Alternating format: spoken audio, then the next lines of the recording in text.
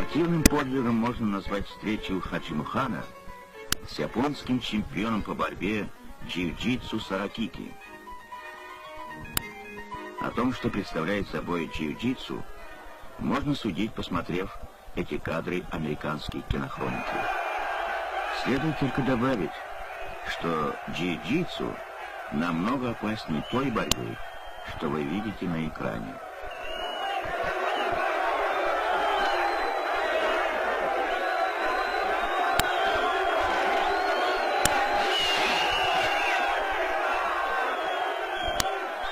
Случилось это в 1914 году в Харбине. Очевидец схватки Феофан Лавренов так об этом вспоминал. Вызов японца Саракики ошеломил русских богатырей. Никто не решался выйти против него. Самым смелым оказался Хаджимухан. Схватка была жестокая. Хаджимухан получил повреждения, но победил.